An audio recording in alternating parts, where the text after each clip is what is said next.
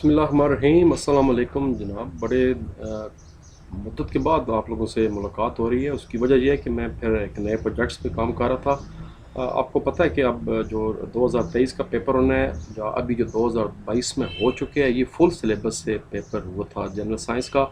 एक थोड़ी सी कन्फ्यूजन ये हो गई थी कि जब लास्ट टाइम बोर्ड ने स्मार्ट सिलेबस के लिए हमें बताया था, तो उसमें उन्होंने अब मुझे नहीं पता कि बाय मिस्टेक ऐसा हुआ या क्या हुआ, उन्होंने 5 चैप्टर्स नाइन्थ में शामिल किए थे और जो चैप्टर 6 था वो उन्होंने 10th में शामिल कर दिया। लेकिन अभी जो फुल सिलेबस से पेपर हो चुका है थोड़े दिनों पहले 2022 में, और जो अभी स्कीम भी पेपर की आई है, जो नेक्स्ट पेपर 2023 में होगा, वो जो उसका पैटर्न है वो यही है कि 6 चैप्टर जो हैं पहले वो 9th में शामिल थे, और जो चैप्टर 7 आपका एनर्जी का वो वहाँ से आपकी जो 10th क्लास का सिलेबस है वो शुरू हो रहा है। तो ये बात अब तकरीबन मुकम्मल तौर पर कंफर्म हो चुकी है कि चैप्टर 7 जो है एनर्जी वाला चैप्टर है, वहाँ से हमारा 10th का सिलेबस शुरू हो रहा है। और इसके अलावा आपको पता है कि जो पहले मैंने वीडियोस बनाई थी वो स्मार्ट सिलेबस के मुताबिक थी, उसमें बहुत से सवालों के जवाब नहीं थे, उसमें एक्स्ट्रा सवाल नहीं थे। मैंने अब पूरा टाइम लिया है और मुकम्मल तौर पर लेक्चर्स तैयार किए हैं हर चैप्टर के, जिसमें सारी एक्सरसाइज कराई है, शॉर्ट सारे करा दिए हैं, लॉन्ग करा दिए हैं, ऑब्जेक्टिव सारे करा दिए हैं, जो एक्स्ट्रा सवाल बनते हैं शॉर्ट और लॉन्ग वो भी सारे मैंने निशान लगवा दिए हैं। सेम उसी तरह इंग्लिश वालों के लिए मैंने अलहदा वीडियोस बनाई हैं और उर्दू वालों के लिए अलहदा वीडियोस बनाई हैं। तो फिर स्टार्ट करते हैं चैप्टर नंबर 7 जो हमारा एनर्जी का चैप्टर है, और देखते हैं कि इसमें क्या चैप्टर है, क्या इसकी एक्सरसाइज है। उर्दू मीडियम जनरल साइंस, जैसा कि मैंने बताया कि पहले जनरल उर्दू में सारी वीडियोस बना देता हूँ, उसके बाद जो हमारे इंग्लिश के चैप्टर्स हैं उसकी बना देता हूँ। आपको पता है कि चैप्टर नंबर 7 का नाम है एनर्जी, और सिलेबस है आपका मुकम्मल जी। स्टार्ट करते हैं जनाब। पहले तो इसकी एक्सरसाइज के ऑब्जेक्टिव्स करते हैं और फिर इसके हम लोग करते हैं। पहले MCQs आ गए आपके मंदरजा ज़ैल बयानात में से, तो उस जवाब पर इंतखाब करना है आपने। एनर्जी का यूनिट है वो जूल होता है, आपको पता है इसका। जो सेकंड है वो तो टाइम का यूनिट है, मीटर जो है वो तो डिस्टेंस का यूनिट है। हरकत की वजह से जो एनर्जी मौजूद होती है उसको काइनेटिक एनर्जी कहते हैं। जब कोई जिस्म हरकत कर रहा हो तो जो एनर्जी हो रही होती है वो काइनेटिक एनर्जी होती है। इलेक्ट्रिसिटी का वो तरीका जिसमें थर्मल पोल्यूशन नहीं होती वो हाइड्रोइलेक्ट्रिक है, यानी वो बिजली जो पानी से पैदा की जा रही है तेज़ी के साथ। वाटर जब चलता है तो बिजली पैदा करते हैं जनरेटर्स, वो हाइड्रोइलेक्ट्रिक होती है जो डैम से पैदा हो जाती है, इसमें पोल्यूशन नहीं होती। फॉसिल फ्यूल्स यानी कोयला, गैस और तेल जलाने से क्या हासिल होती है, थर्मल पावर है। पाकिस्तान में जो सिंध में सबसे बड़ा पावर स्टेशन है थर्मल, वो भी कोयले से चलता है। हम एनर्जी को महफूज यानी उसका तहफ़्फ़ुज़ कर सकते हैं, मतलब यह कि कम से कम इस्तेमाल करेंगे तो फिर हम एनर्जी को सेव कर सकते हैं, एनर्जी के गैर ज़रूरी इस्तेमाल से परहेज़ करके। तो ऑप्शन डी है दाल। खाली जगह पुर करें। वर्क फोर्स और फोर्स की सिमत के हासिल ज़रब के बराबर होता है। फोर्स और फोर्स की सिमत, उसको काम यानी वर्क कहते हैं। डैश की मदद से हम चीज़ों को देखते हैं, रोशनी की मदद से हम चीज़ों को देखते हैं। यही वजह है कि साइंस कहती है अगर हम स्पीड ऑफ लाइट हासिल कर लें यानी या उससे तेज़ हो जाएं तो फिर हमें चीज़ें नज़र आना बंद हो जाएंगी, क्योंकि हम रोशनी से तेज़ हो चुके हैं। फोटो सेल रोशनी की इलेक्ट्रिसिटी में बदलते हैं। समुद्री लहरों की energy tidal energy tidal wave कहलाती है। टाइडल एनर्जीज, टाइडल को लहरें या वेव्स कहते हैं। रेडिएशन से बचाव के लिए न्यूक्लियर वेस्ट को हिफाजत से ठिकाने लगाना बहुत ज़रूरी है।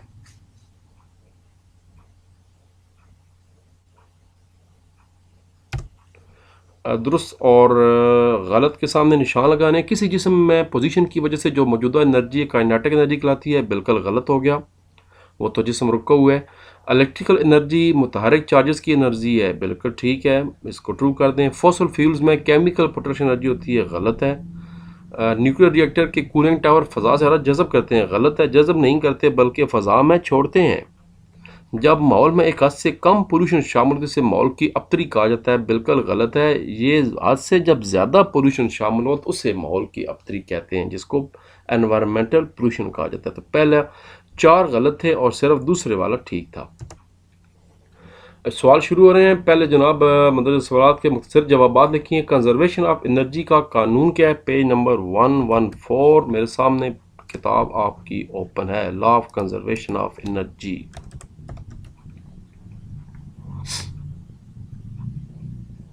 ये है जी, कंजर्वेशन ऑफ एनर्जी का कानून ये है कि एनर्जी ना तो पैदा होती है और ना ही फना की जा सकती है।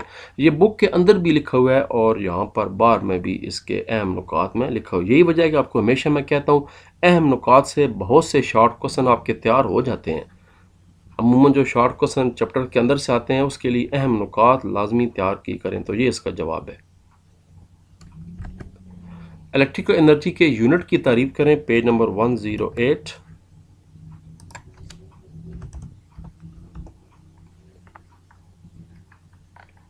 ये जनाब आपका 106 पेज है और 108 पेज चलता आ रहा है। 107 ये आगे जी, इलेक्ट्रिकल एनर्जी की कैसे पैमाइश होती है।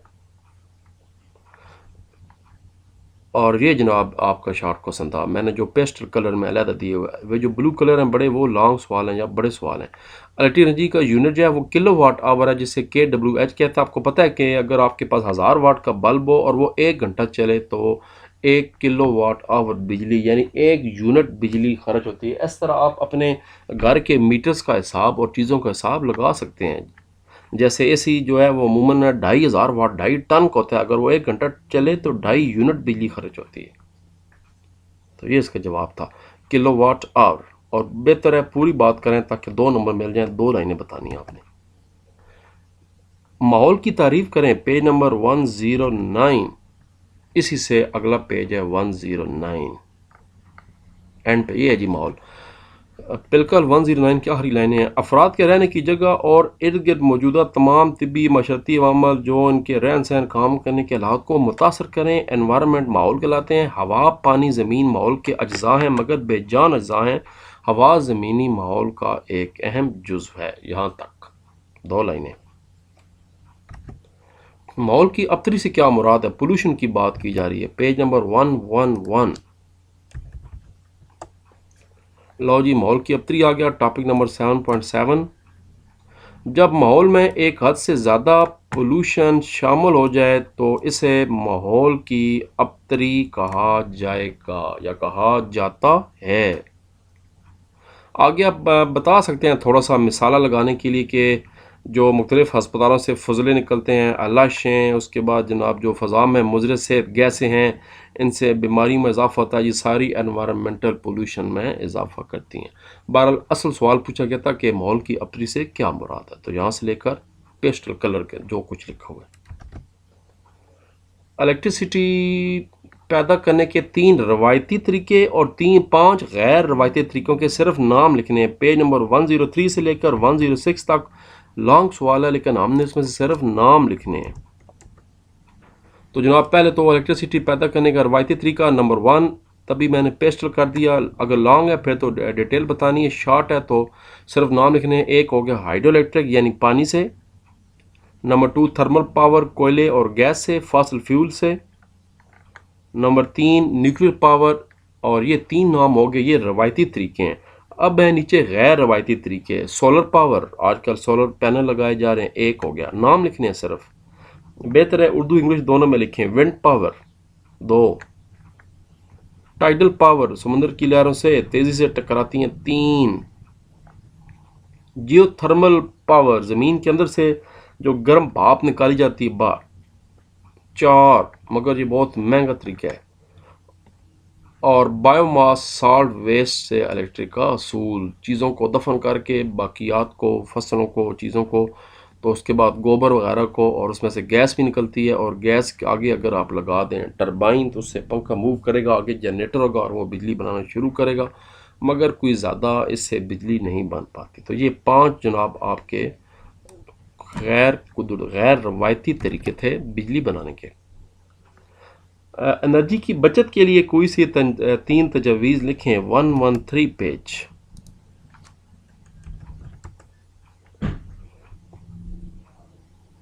एनर्जी की बचत है जी, एनर्जी का तहफ़्फ़ुज़ आ गया। और ये नीचे जनाब एनर्जी के बचत के 4-5 तरीके हैं आखिर में, पेज नंबर 113 के बिल्कुल आखिर में। थोड़ा सा हेडिंग ऊपर दिए गए कि हम मंदरजा झैल बातों पर तजवीज़ पर अमल करके एनर्जी की खातिर ख्वाह बचत कर सकते हैं। नंबर 1, गाड़ियों की बॉडीज़ हल्की बनाई जाएँ गाड़ियों की, ताकि कम ईंधन खर्च हो, गाड़ियों के इंजन ज़्यादा एफिशिएंट हों। दफ्तरों, स्कूलों, घरों में एनर्जी के गैर ज़रूरी इस्तेमाल से परहेज़ करें। उसके बाद बिजली के ऐसे इस्तेमाल करें, जैसे आजकल आपको पता है कि कन्वर्टर एसी आए हुए हैं, डीसी इन्वर्टर, अब फ्रिज आ गए हैं, ये बहुत कम बिजली खाते हैं, मगर ज़ाहिर बात है फिर महंगे भी हैं। फिर कुछ तो मुमकिन है, जैसे पुराने बल्बों के बजाय आप एनर्जी सेवर एलईडी यूज़ करें, वो बहुत कम बिजली खाते हैं और बहुत अच्छी रोशनी देते हैं, ये ट्यूबलाइट से ज़्यादा बेहतर है। न्यूक्लियर वेस्ट को कैसे ठिकाने लगाया जाए, जो न्यूक्लियर प्लांट्स में वेस्ट होता है उसको कैसे लगाएं, ये भी इसी के ऊपर पेज है। ये न्यूक्लियर वेस्ट तो डेफिनेशन तो नहीं पूछी गई कि न्यूक्लियर वेस्ट क्या होता है, लेकिन वैसे शॉर्ट क्वेश्चन आ सकता है ये वाला कि इस्तेमाल शुदा न्यूक्लियर फ्यूल कुछ रेडिएशन खारिज करता है, इसे न्यूक्लियर वेस्ट कहते हैं। अब इसका न्यूक्लियर रेडिएशन से बचाव के लिए न्यूक्लियर वेस्ट को हिफाजत से ठिकाने लगाना बहुत ज़रूरी है। असल सवाल यहाँ से शुरू हो रहा है, ये निशान लगाया मैंने पेस्टल कलर। नंबर 1, ज़मीन के नीचे गहराई में सुरंगें खोद कर इसे दफन कर दें या डंप कर दें, या कंटेनर में सील बंद करके समुद्र की तह में रखा जाए, ये भी होता है, मगर ये भी कोई मुकम्मल महफूज तरीका नहीं है। एक राय ये है कि ऐसे मटेरियल को शीशों के ब्लॉकों में फ्यूज़ करके रखा जाए। एक और तजवीज़ दिया है कि इनको रॉकेट में भरकर खला में या दूसरे सियारों में भेज दिया जाए या सूरज की तरह रवाना कर दिया जाए, लेकिन इसमें भी खदशात मौजूद हैं, कहीं रॉकेट ज़मीन में शुरू में ना फट जाए और रगड़ा दे दे सबको। बहरहाल ये जनाब 3-4 तरीके आपके सामने हैं। और मेरा ख्याल है बारी है लॉन्ग सवालों की।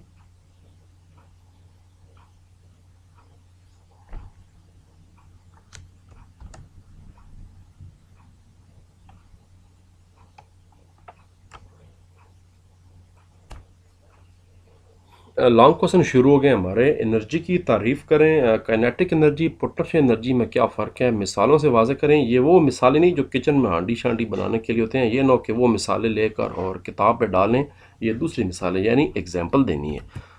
तो जनाब आपके सामने एनर्जी आ गई और शुरू करनी है जी, यहाँ से स्टार्ट हो रहा है। काइनेटिक एनर्जी आ गया, 7.2 टॉपिक है।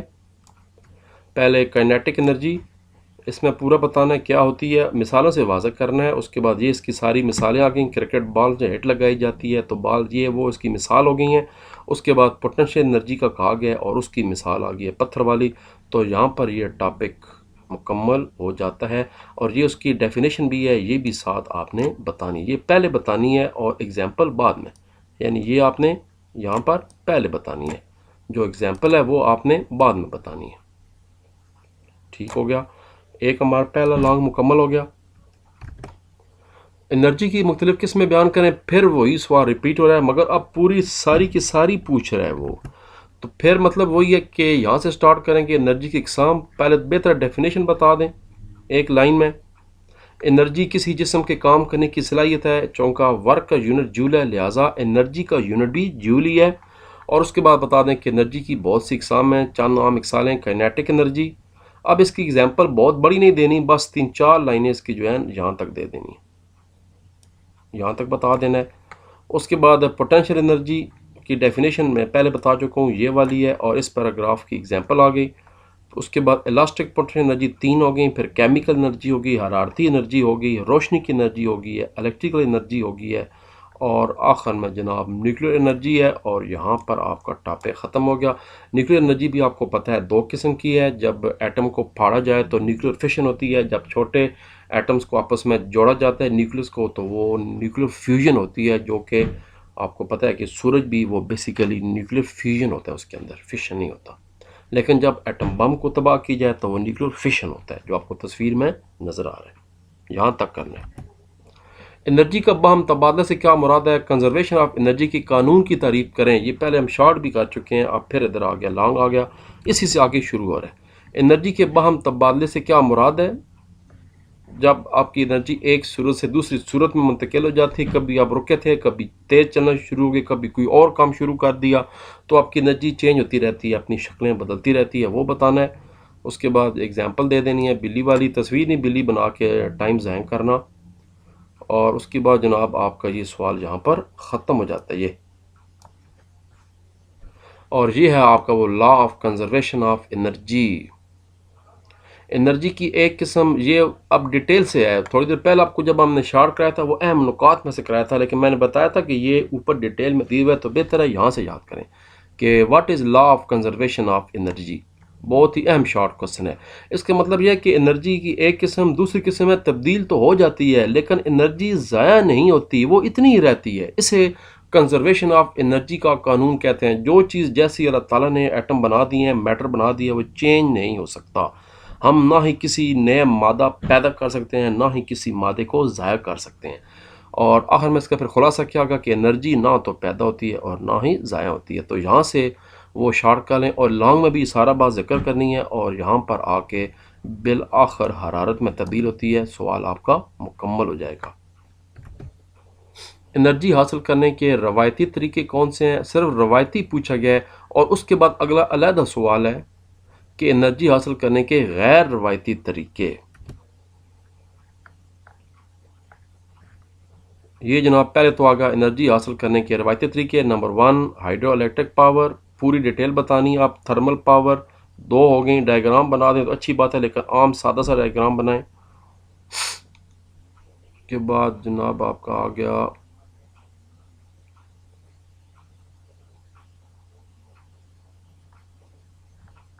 न्यूक्लियर पावर आ गई। यहाँ पर ये लॉन्ग सवाल आपका मुकम्मल हो रहा है। मकसद एक ही है, टरबाइन को चलाना है। टरबाइन चलाएंगे तो ऊपर जनरेटर है जो बिजली पैदा करना शुरू। अब टरबाइन चाहे पानी से चले, चाहे भाप से चले, किसी चीज़ से भी चले।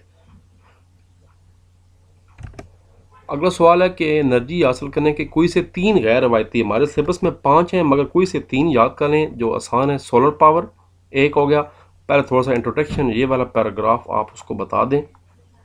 उसके बाद 105 पेज पे आ जाएं। दूसरा विंड पावर आ गई, ये बहुत ज़्यादा इस्तेमाल हो रही है। और तीसरी टाइडल वेव है। तो बस यहाँ तक 3 पूछे गए हैं, 3 ही आपने याद करने हैं। जियो थर्मल की ज़रूरत नहीं है, 3 पूछे गए थे टॉपिक में।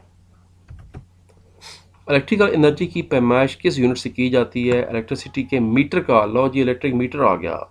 फड्डे ही पड़े रहता है मीटर को, कभी तेज़ चलते हैं और कभी स्लो चलते हैं। आज बंदोबस्त करते हैं 108 और 109 पे।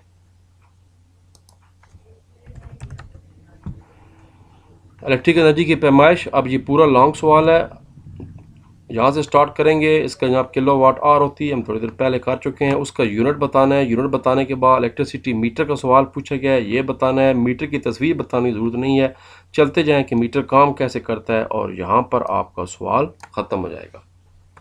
कुदरती गैस की पैमाइश एक्स्ट्रा लॉन्ग सवाल है, इसको भी तैयार कर लें। ये सवाल बोर्ड में आ सकता है, क्योंकि ये वो चीज़ें जो आम घरों में कंज्यूमर इस्तेमाल होती है, इसलिए इसको एज एक्स्ट्रा सवाल तैयार कर लें। जो हमारा ऊपर वाला लॉन्ग सवाल था वो यहाँ पर बिजली के मीटर तक ख़त्म हो रहा है। थर्मल पोल्यूशन किसे कहते हैं? ये कैसे पैदा होती है? इसका माहौल पे क्या असर होता है? पोल्यूशन का सवाल आ गया 110 और 111। 110 पे ये जी, ये थर्मल पोल्यूशन आ गई। थर्मल पोल्यूशन क्या होती है? बहुत सी इकसाम है, मगर वो कह रहा है कि यहाँ हम सिर्फ थर्मल पोल्यूशन का जायज़ा लेंगे।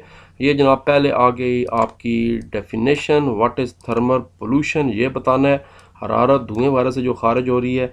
उसके बाद जनाब इसमें कर क्या रही है, ये सारा फॉसिल फ्यूल कैसे पैदा कैसे हो रही है, फॉसिल फ्यूल जलाने से पैदा हो रही है, वो आपने बताना है इसका। ये जो टू टू हो रही है, ये मैंने माउस दोबारा अटैच की है, गड़बड़ हो गई थी। और उसके बाद जनाब चलते चलते ग्रीन हाउस इफेक्ट की बारी आएगी। कार्बन डाइऑक्साइड, ग्लोबल वार्मिंग, दुनिया गर्म हो रही है, ज़मीन का टेम्परेचर बढ़ रहा है। इस दफ़ा आप देख लें कि क्या हालात है मानसून की बारिशों के, हर साल ये बढ़ेंगी। अब यहाँ तक आपका सवाल हो गई। अगला सवाल जनाब आपका, मुंदरजा ज़ैल पर नोट लिखें, न्यूक्लियर फ्यूल से लाख ख़तरात, और इसी के आगे सवाल है एनर्जी का तहफ़्फ़ुज़।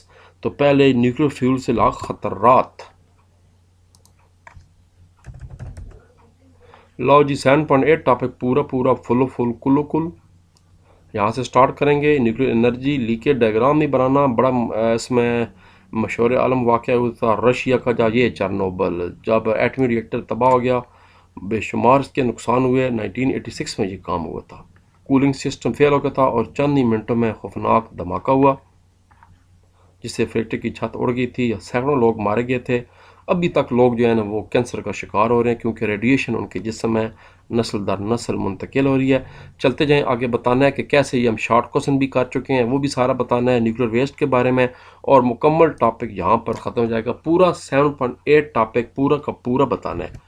अगला सवाल आखिर ये एनर्जी का तहफ़्फ़ुज़ कैसे करें, यहीं से आगे शुरू हो रहा है। 7.9 टॉपिक फुल एनर्जी का तहफ़्फ़ुज़ कैसे कर सकते हैं, ये थोड़ी देर पहले हमने शार्ट भी किया था। अब पूरी डिटेल बतानी है, यहाँ से सारे के सारे स्टार बताने हैं। अब 3-4 स्टार से काम नहीं चलेगा, ये भी बताना है स्टार। ऊपर से जो आपका पैराग्राफ था वो भी आपने बताना है, और उसके बाद ये सारा ग्रीन वाला भी बताना है। और ये जनाब जहाँ चैप्टर ख़त्म हो रहा है वहाँ आपका ये आखिरी लॉन्ग सवाल ख़त्म हो रहा है। आखिरी बात मैं हमेशा कहता हूँ, अहम नुकात लाजमी तैयार किया करें, इसमें से भी कई शार्ट आपके तैयार हो जाते हैं। तो चैप्टर नंबर 7 हमारा मुकम्मल हो गया, और इसके बाद बारी है इंशाल्लाह चैप्टर नंबर 8 की। अल्लाह हाफ़िज़, अपना ख्याल रखें। सी यू, बाय बाय, टाटा।